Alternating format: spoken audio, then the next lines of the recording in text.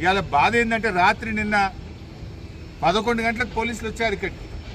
రాత్రి 11 గంటలకు పోలీసులు ఎంఆర్ఓ వచ్చి కనీసం నోటీస్ లేదు, విషయం లేదు, అసలు ఈ ల్యాండ్ తీసుకుంటున్నారు అనేటువంటి విషయాన్ని పీఠాధిపతికి కానీ ఈ పీఠాన్ని నిర్వాహకులకు కానీ ఒక మాట కూడా చెప్పలేదు. పేపర్లో వచ్చిన వార్త, పేపర్లో క్యాబినెట్లో నిర్ణయం అయిపోయిందని పేపర్లో వార్త.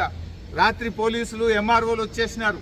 నేను ఉదయం ఇక్కడ 8 గంటలకు ఏదో కూల్చేటట్టున్నారు సార్, తహసీల్దార్లు వచ్చిండ్రు, వందలాది మంది పోలీసులు వచ్చిండ్రంటే పొద్దున్నే నేను ఇక్కడికి వచ్చిన. నేను వచ్చేసరికి ఇక్కడ వందలాది మంది పోలీసులు ఉన్నారు. నన్ను చూడంగానే పోలీసులు అంతా పారిపోయింది.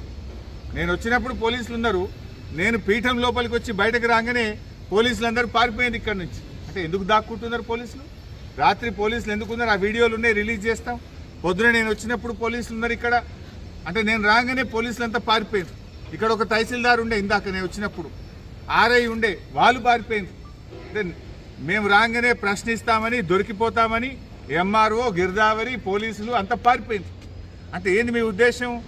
అర్ధరాత్రి పూట దేవాలయాన్ని, మఠాన్ని కూల్చేస్తాము, నోటీసులు ఇయ్యము, చట్ట ప్రకారంగా మేము పద్ధతులు పాటించము అని చెప్పడమేనా? నేను బాధతో అడుగుతున్నా, మంత్రి గారు శ్రీధర్ బాబు గారు, మీకైనా ఆ రేవంత్ రెడ్డి కంటే లేకపోవచ్చు, దేవుడు అంటే విశ్వాసం ఉందో లేదో నాకు తెలియదు. మరి శ్రీధర్ బాబు గారు మీరైనా ముఖ్యమంత్రి మీద ఒత్తిడి తేవాలి కదా. మీరు ఆ క్యాబినెట్లో మంత్రిగా ఉండి ఏ రకంగా ఈ మఠాన్ని కూల్చడానికి మీరు ఒప్పుకున్నారు, ఈ దేవాలయాన్ని కూర్చడానికి మీరు ఎలా ఒప్పుకున్నారు అని నేను అడుగుతా ఉన్నా. ఇప్పటికైనా దయచేసి శ్రీధర్ బాబు గారు చొరవ చూపాలి, ఈ మఠాన్ని, దేవాలయాన్ని కూల్చకుండా కాపాడండి. పక్కనే రేవంత్ రెడ్డి అల్లుడు రమేష్ రెడ్డి, ఆయన అనుయాయులకు ఇచ్చిన 17 ఎకరాల భూమి ఉన్నది. అక్కడ కావాలంటే హైదరాబాద్ మెట్రో వాటర్ వర్క్స్ వాళ్ళకి ఆ ల్యాండ్ ఇచ్చి అక్కడ మీరు ఎంతైనా నిర్మాణం చేయండి, దానికి అభ్యంతరం లేదు. స్థలం లేక కాదు, మీరేదో కక్షతో చేస్తున్నారు.